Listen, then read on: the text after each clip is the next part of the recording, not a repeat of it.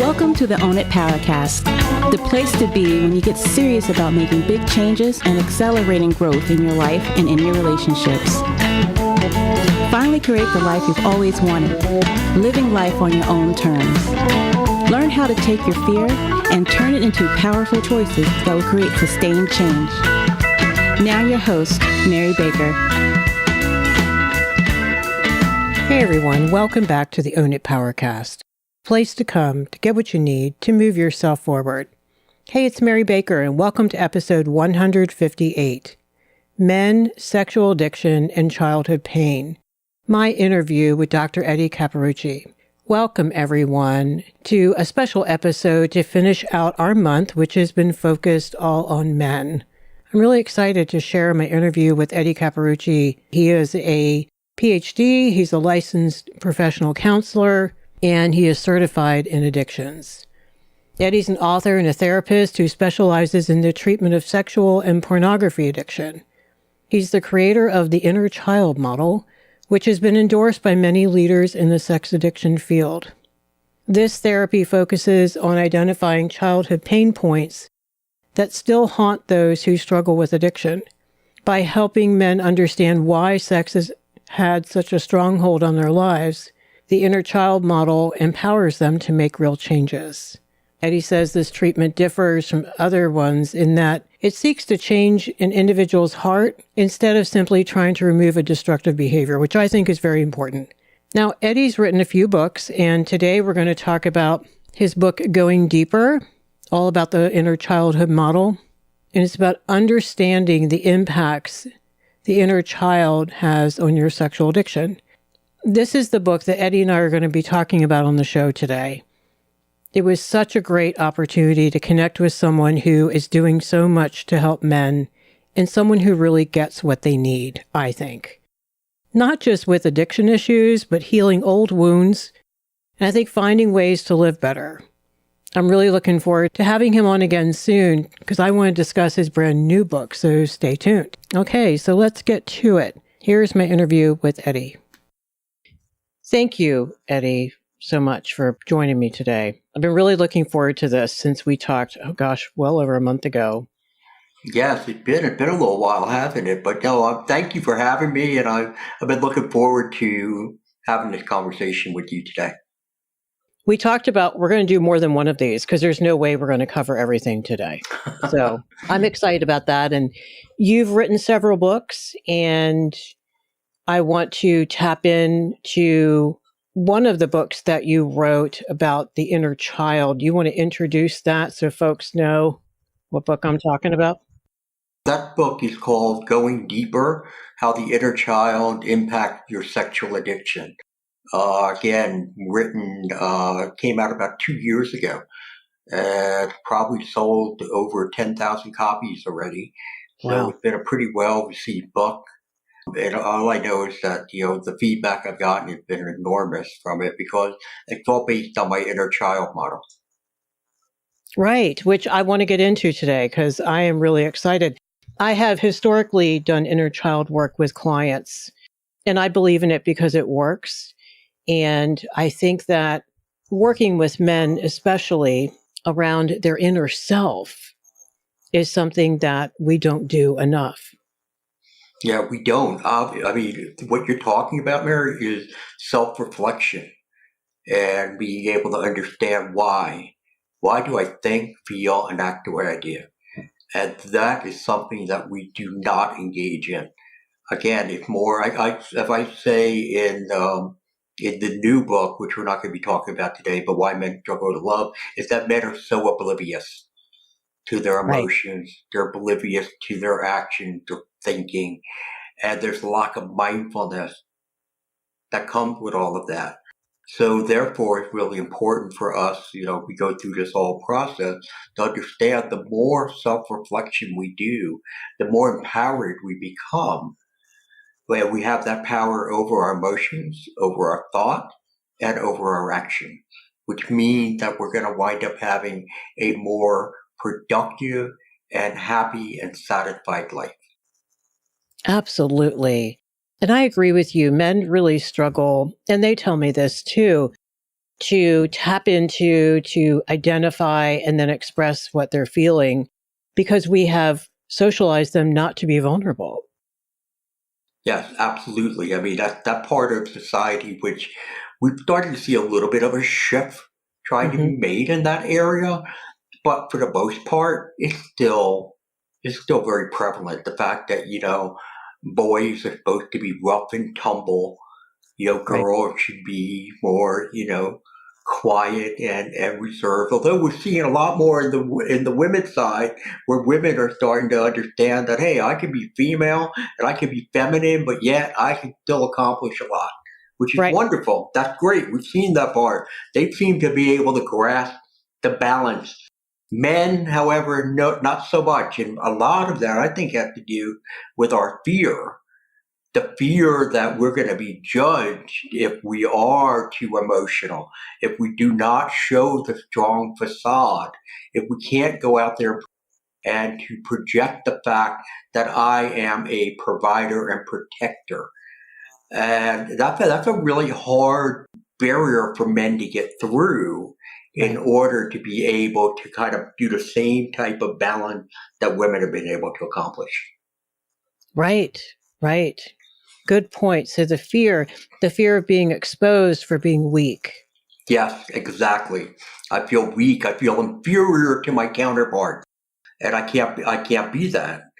I mean, I have to maintain that, try to stay on the same level with them, even though, that's really not possible to do, and we shouldn't be in comparison with other people either. So, Right. Oh, socialization at its finest. Yeah. So tell us, what drew you to this work specifically with men? yeah, well, okay. Well, this is a long story. I'll keep it very short for you, though, and your audience. Basically, what drew me here is a God thing. Hmm. When I was about 5 years old, my father died of a heart attack suddenly, Mm. and my mother had a nervous breakdown. And I was one of four children. I was number three, and we got shipped out to relatives. And I got shipped out to a relative I didn't know by myself. No Oh, one telling me what happened. Nobody's telling me why mom's not here, why daddy's not here. It's just that you have to stay here. Well, I stayed there for almost a year while my mother recovered and was able to come back and reform the family.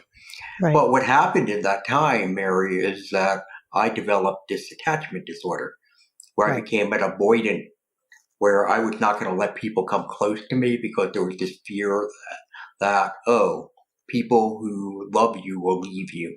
People who say they love you will disappoint and hurt you.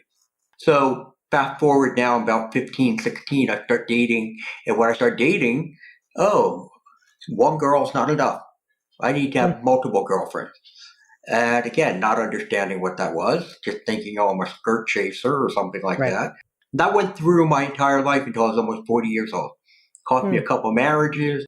So therefore, I was dealing with my own type of sexual addiction at the point, Right. and that's what I specialize in, the area of sex and pornography addiction.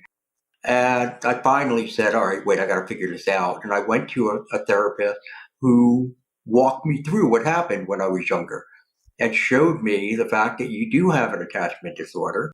And so therefore what you're doing is you have 1 foot in, 1 foot out. So therefore you never commit to a relationship completely. Right. So I go, aha, okay, remember what I said before, you start to get this insight, I'm now empowered. So therefore that led to meeting my current wife, who I've been together with for 26 years, and we have an amazing marriage. I've been faithful the entire time to her, which you shouldn't have to brag about, but it is what it is. Right. And so she really brought me closer to God in her walk. And then as I started to develop my own relationship with God, something happened. He came and I heard the voice saying, I have something new for you. Back then I was in corporate America. I was a marketing and advertising executive. I worked with some of the biggest agencies up in the New York, New Jersey area. And he goes, no, I have something else I want you to do. I want you to be a Christian counselor. I'm like, I don't even know what a Christian counselor is. I don't know what you're talking about. But I went through the work and I went back to school, got a master's in counseling, did all the state work, became licensed, certified. and opened up a general practice. I've seen with people with depression, anxiety, marriage counseling. And then all of a sudden these guys start walking into my office who are struggling with pornography and sexual issues, infidelity. And I'm like, oh my gosh, these guys are like me, what I was Wow. back then. And then it dawned on me. I said, this is why I'm here. So I went and I got my certifications in the area of sexual addiction and pornography addiction. And that's what I've been doing for the last 10 years, helping men.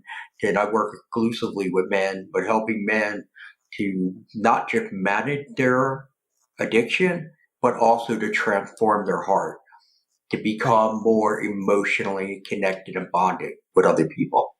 It's such important work that you have found, or like you said, has found you. And this is your new sense of purpose. I want to let you know how grateful I am that you do what you do, because I do coaching, I do individual work, and I do a lot of relationship work. And a lot of men come walking through my door too. And you know as well as I do, the training has not been there. The research hasn't even been there till recently. And then fold into the batter the confusion for men around porn. Because there's a lot of controversy, whether it's just healthy sexual expression, if both people in the marriage want to do it kind of thing, versus addiction and everything in between. And I also have a lot of men who struggle with the concept, am I an addict or am I just medicating? Right now, am I abusing it? Right. And so if we look at what the definition, how do we know that pornography has become problematic? That is when it spills into other areas of your life. So Right. therefore, start to affect your relationship because your spouse doesn't want you watching pornography. It affects your workplace because you may be looking at porn at work, therefore cutting into your productivity and or violating company guidelines. I've worked with many men who've gotten fired over the years, including one who got fired 4 different times. Whoa. You would think after the first time you'd get that one. 4 times he got fired because of viewing pornography. It has a problem with your social life. You don't want to go out and interact with friends or family members because, no, I'd rather stay at home and to watch pornography. So that is where we look at it and say, okay, it is now a problem for that individual or that couple. But, I look at pornography and I see it from the eyes and the lens of, the fact that it's teaching little boys and little girls, but it's teaching little boys how to objectify little girls. Right. Because again, we got kids as young as 7, 8, and 9 who are looking at porn nowadays because it's just too easy to get a hold of it. Right. So it's teaching the message is it's okay to objectify. But worse yet, Mary, we're teaching little girls it's okay to be objectified. And so therefore, Right. what kind of message and what kind of relationship is that ultimately going to drive those people into?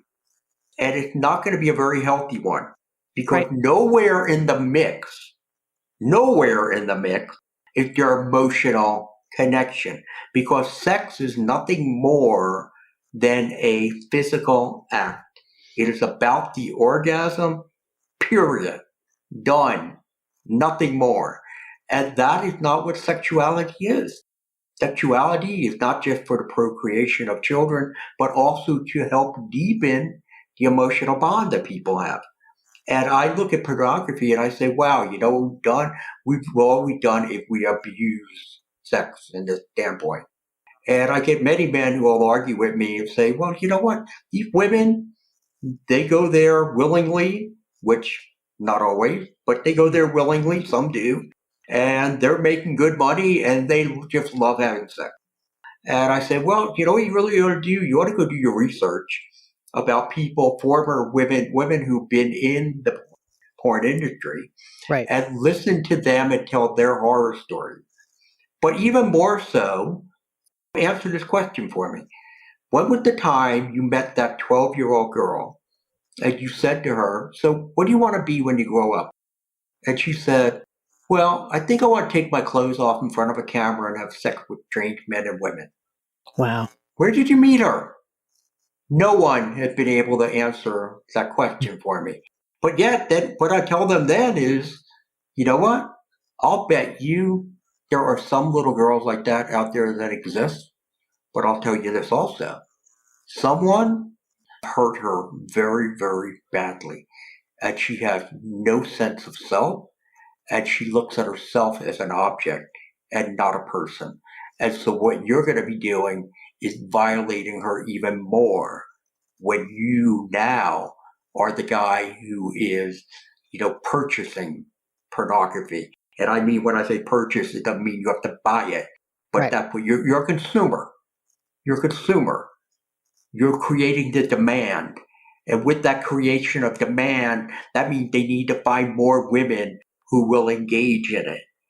And most of the women who engage in it are very broken people.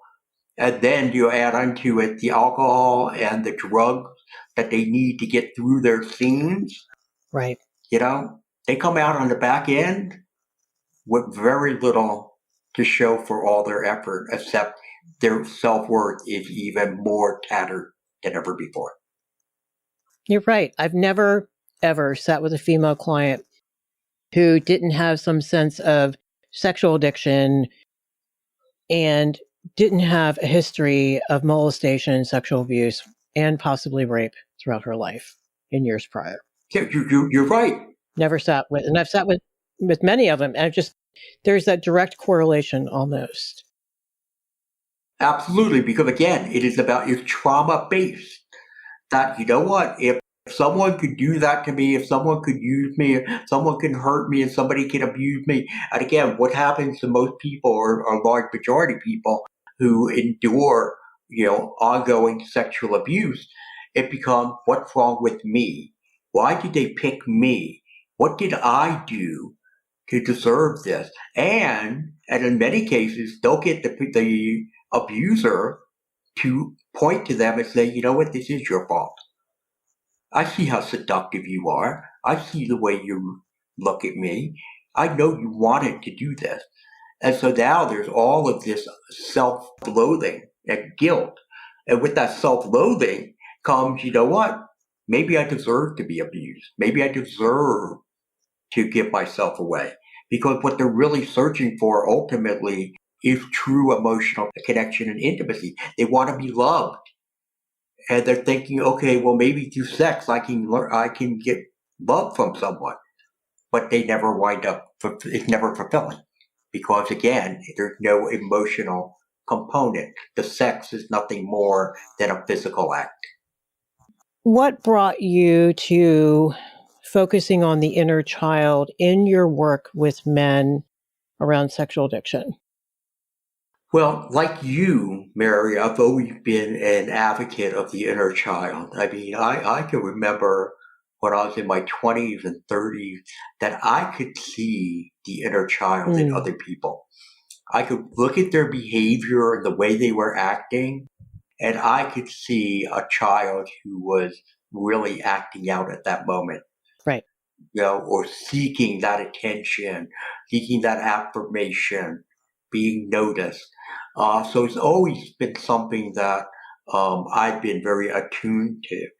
Well, when I got into the work of, the inner child, what it really began with was my research and working with men. I came up with 9 different reasons why men abuse sex. And for example, being unnoticed, not having affirmation, the need for control, early sexual abuse or stimulation, entitlement. Again, there are 9 different things that I created. And when I did that, and that's what I used to do, I used to work with these men to say, you select, tell me, what of these 9 are the ones that you look at and you say, oh, yeah, that's why I think I'm abusing sex. But then I started to think about it and I said, you know what? What is the biggest barrier that prevents a man from getting to a point where he can manage his addiction? And that's shame. Shame is a major deterrent. So I said, you know what? What if I adopt an idea that was from somebody about 30 years ago when he was dealing with addictions in general? What he did was he externalized the addiction.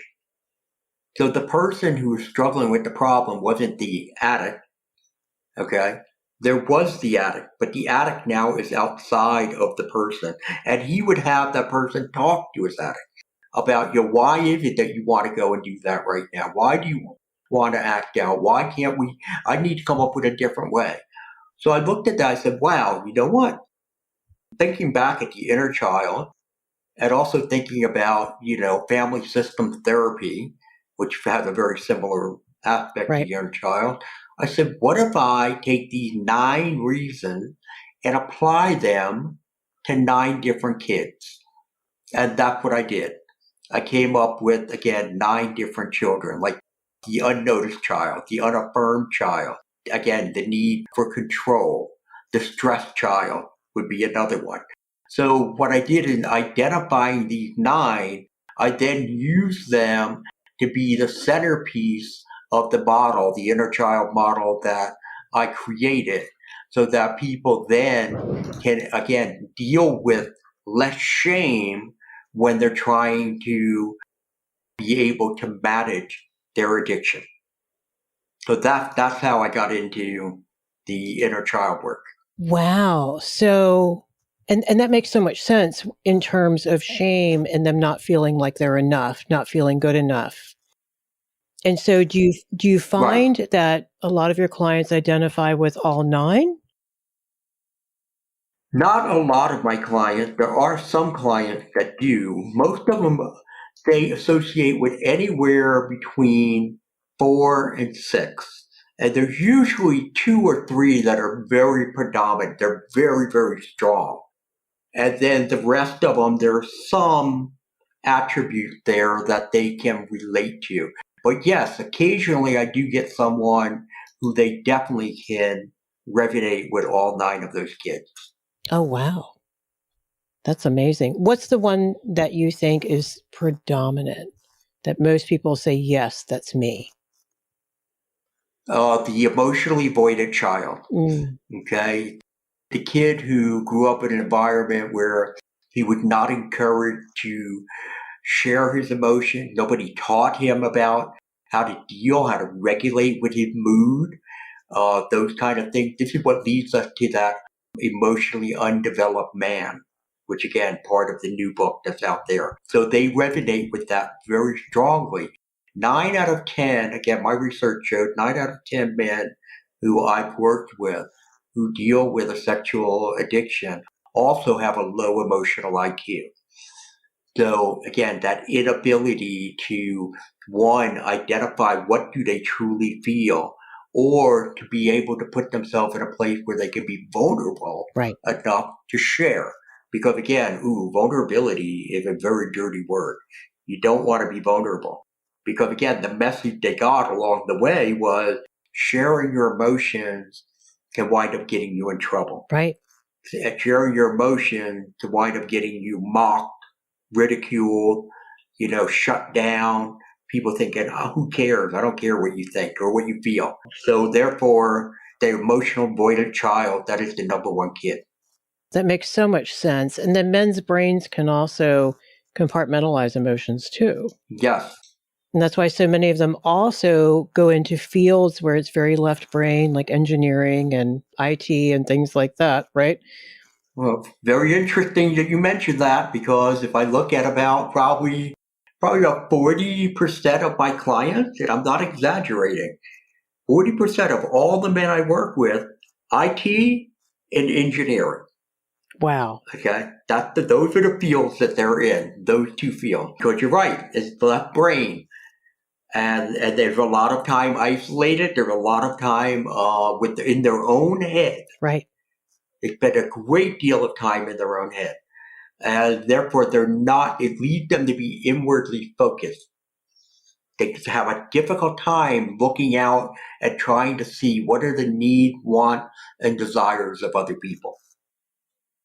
Absolutely. Because I think empathy is an inside out job. It is. I don't think we can give another what we haven't experienced for ourselves. Right.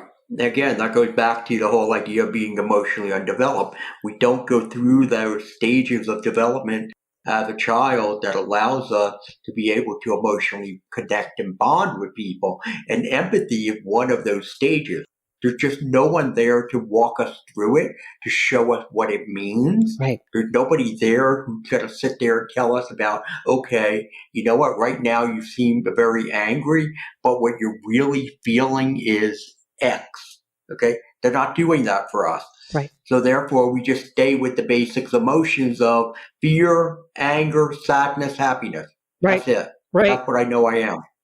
And I'm sure you've seen it, I've seen it, and there's sometimes and again, having been emotionally undeveloped myself, but having done the work where I can really resonate more with emotion, there are times when I'm kind of stunned sitting across from a client who, when I'm trying to get him to come up with a feeling other than frustrated, Right. he's lost. He is completely lost. And that's when you got to give him a feeling wheel, that Right. diagram to say, okay, look under frustration or anger. What do you see? And then they look and they go, oh, that's it. I feel belittled. You go, belittled? Yeah, that's what I feel. I feel like I've been mocked. I feel like I'm, people are just, taking advantage of me. Ah, see? Right. I go, would you ever have thought about that before? No, never. Would have only just been frustrated. Because admitting that would be really vulnerable and exposing. Well, you do that in the safety of a counseling office. Right. You're talking about for him to go out there and talk to somebody and say, I feel belittled. Right. Yes, you're absolutely correct. Go back to what we talked about before. And therefore, that may come across as making me feel weak, looking weak. And I don't want to look weak. Right. I mean, what do you mean you're belittled? You're a grown man. Look at you. How can somebody make you feel like that? Right. You got to tough it up, pal. Yeah. And so therefore you're right. They're that idea of being able to be vulnerable, but yet being vulnerable is probably one of the most courageous things we can do. So therefore being vulnerable is one of the most courageous things that we can do as people. But men do not see it that way. Right. They see it as being a sign of weakness. Exactly. I think I agree with you that the younger and younger men that I sit with, at least, I'm noticing a normalization of being able to feel and express emotion. So I think it is getting better. It is getting better. I think it's more socially acceptable. Not across the board, maybe different parts of the demographic, of course.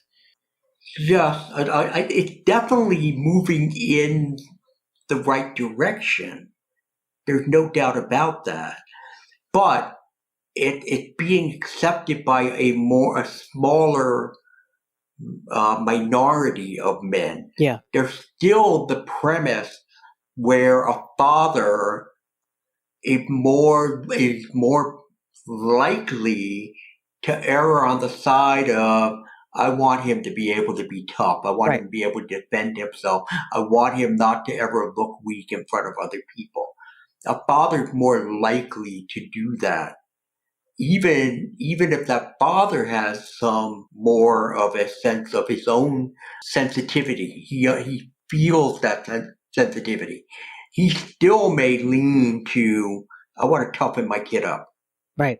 So while it's going in that direction, we are far, far away from it. And again, we are way behind women. And I will tell you the truth, Mary, I don't know if we're ever going to get there. I don't know if we're ever going to get there. Because partly, think about it. One, all right, I mean, there are differences between men and women. Mm-hmm. Okay. Men, for the most part, are bigger. For the most part, they are stronger. Right. Okay. And that doesn't mean that women can't do some of the things that men do. They can. But yet, with that, I think one thing that women do look to men for is protect me. Yeah. Protect me. And there's nothing wrong with that. And in fact, if we look at most of the disharmony in the world, it is the fact that men are not protecting women. In fact, men are being abusive to women. Right.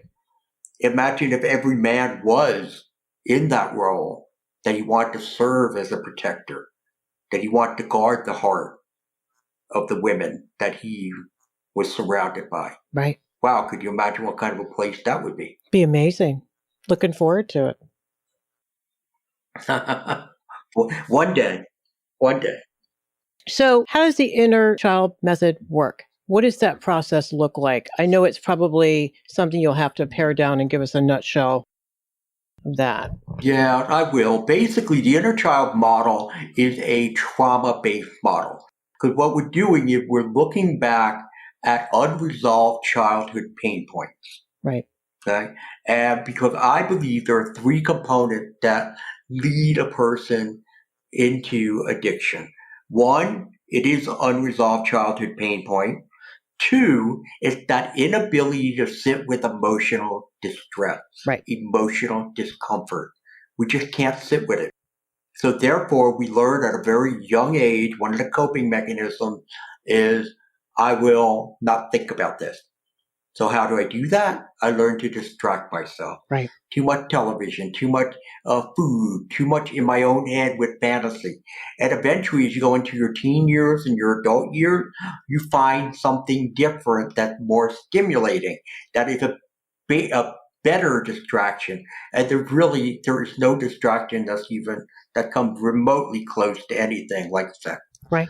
So therefore, that's where they land and that's where they stay.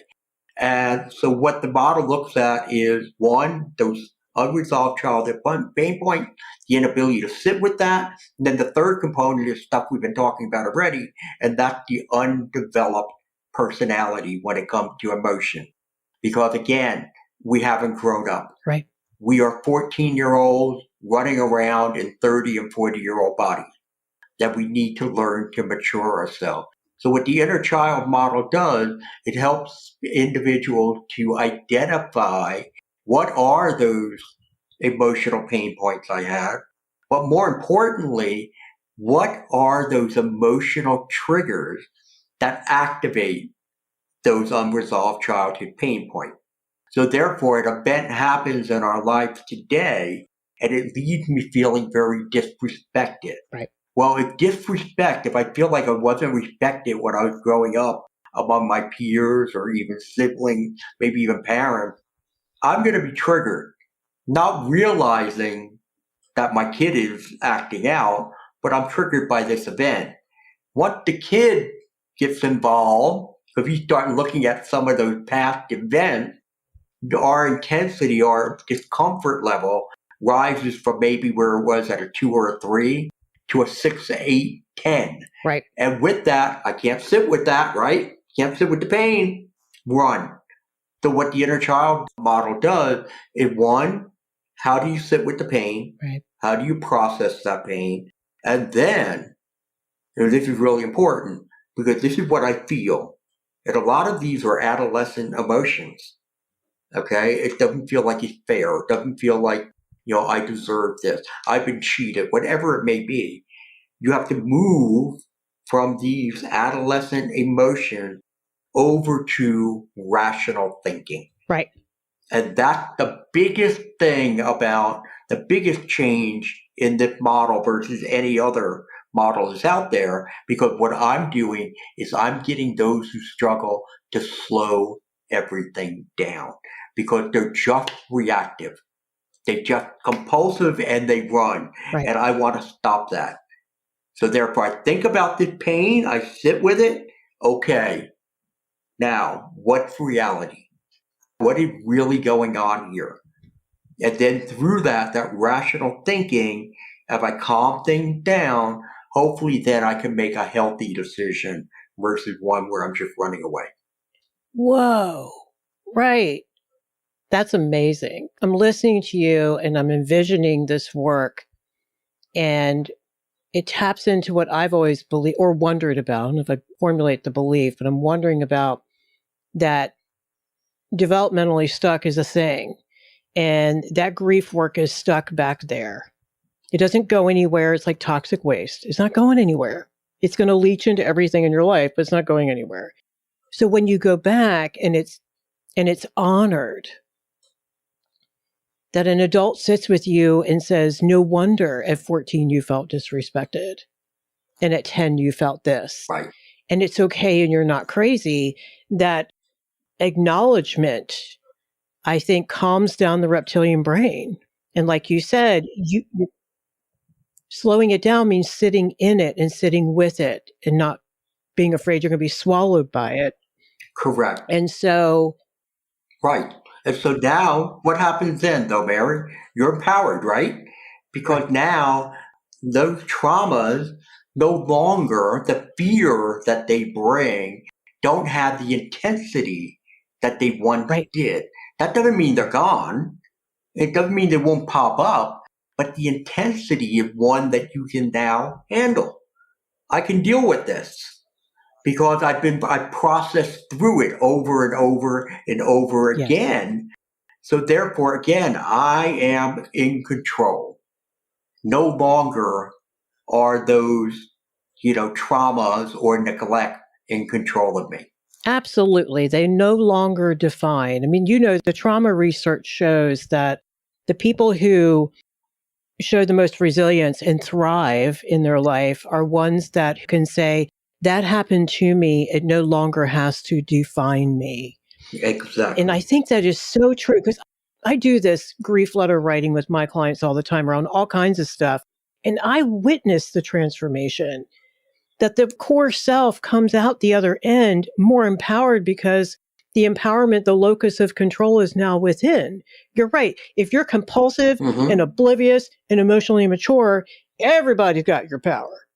And of course you feel 14, right? And it's exactly right. It's everyone else's fault. You take zero responsibility. I mean, I could go on. I'll stop preaching. But I just think this is amazing. And I think that it's so important how you've identified all the 9 inner children and how you've identified how much of an identity thing this is about, that maturation, the emotional maturation is about identity. Right. Right. You could see it again, that our identity, where is it formulated? It's formulated in our early childhood development years. Right. That's where it comes. And it is formulated by the people who surround us, the circumstances that we're involved in, the events that happen in our lives, which are both good and bad. Yeah. So either you're in that secure environment, which about only a third of us are ever raised in that type of environment, where everything just seems to go right. Or you're in, with the other 66.7% of the people who we've had stuff happen to us. Right.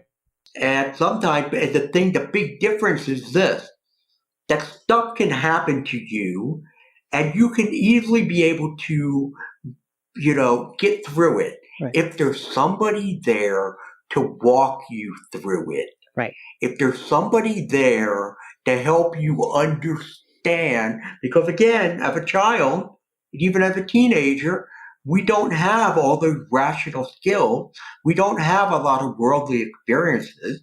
So we're going to try to figure it out more with our emotional-based thinking, which is not going to give us the proper answers. Right. But if I have someone who can guide me and walk me through to say, hey, you know what? You're not alone. This has happened to many people. In fact, you know what? It's happened to me. I've been through this. And let me show you how I got through it and how I survived it. Then it's like, oh, solutions. Yeah. I don't have to run away by distracting myself with something I don't need. Instead, I can sit with it and realize, oh, okay, there is an outcome that is going to be positive. But see, that's one of the things that happened to that unfortunate undeveloped man, and even emotionally undeveloped women also. We have those too. There's nobody there to guide them through all those steps, including how to sit with your emotional distress. Right. And it isn't work that one should do alone, correct? You can't do it alone. You can't, if you Right. think about it, right? How do you process your trauma by yourself?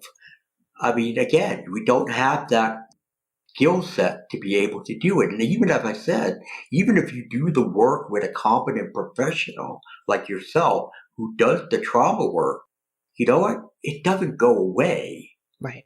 What it does, it desensitizes. And you have to be told that too. You have to be taught what should you now expect?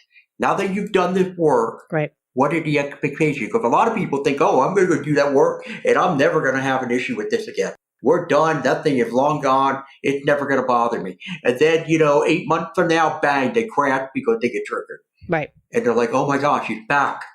Oh, it's not back. It never went away. But if you know that when it does start to come back, you can grab a hold of it a lot sooner Right. and not let it crash you. And I think also, too, there's a stronger sense of self. There's more empowerment. Hopefully, by doing the inner child work, they're able to begin connecting to other human beings on deeper levels, right? So that bonding is there. Absolutely. And I think that is very curative, too. And you're right, it is a process. And clients ask me all the time, will this trauma be gone once I do this? And I'm like, no, but it's no longer going to run your life. That's right. You get to choose. That's right. And you know what? That looks pretty damn good. Okay, compared to what it did before. It looks really, really good. They're no longer panic attack. Right. It might be an anxiety attack. Right. And it may be much short. The duration is very short because you can quickly get on the other side of it to be able to manage and control. And that's what is it about with any disorders that we have? It's about managing them. Right. That's what it comes down to. We manage all of them. People with OCD, what do they learn? Their OCD doesn't go away. They learn to manage their OCD. They stay ahead of it with different techniques and thought. And a lot of it goes back to, again, dealing with the traumas that we've had that put the fears in our heart to begin with.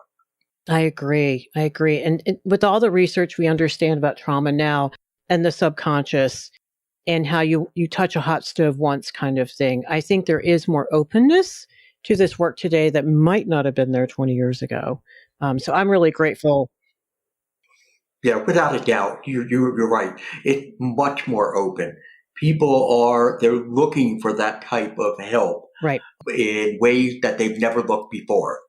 There are people who are out there willing to try to face the demons that they're dealing with. And that's a wonderful thing because there shouldn't be this stigma, that comes with seeking help because of issues that you're dealing with. Absolutely. If there's one upside to the pandemic, it's that. I think it has normalized folks looking for support and that we're all struggling. And so I think that is a good thing. Agreed. So how can folks find you and your resources, the books that you've written, but also people that you have, that you've trained to help people in this regard? Right. Can you tell me a little bit more about that? Yeah, absolutely. All my books are available exclusively on Amazon. So there's 3 books. Okay.